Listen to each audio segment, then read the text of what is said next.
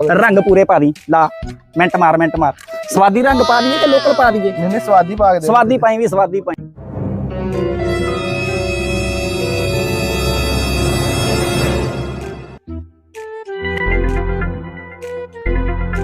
भती स्वादी आ मैं कहना चाचा बंब आए खिच के रख इदा दा कस्टमर ਆਪਾਂ ਨੂੰ ਰੋਜ਼ ਨਹੀਂ ਲੱਭਣਾ। हेलो भतीज हाँ जी हाँ जी भाजी गोला खादा पैसे ਭਤੀਜ ਗਰਮੀ ਵੇਖ ਕਿੰਨੀ ਆ।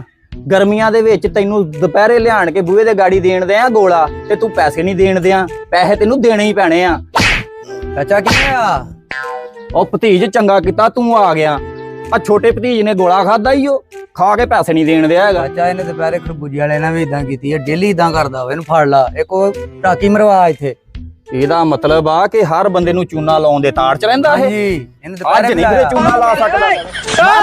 ਨਾ ਭੱਜਣਾ ਕਿੱਥੇ ਆ? ਉਹ ਫੜ ਟਾਕੀ ਫੜ ਟਾਕੀ ਟਾਕੀ ਲਵਾ ਇਹਦੇ ਕੋ।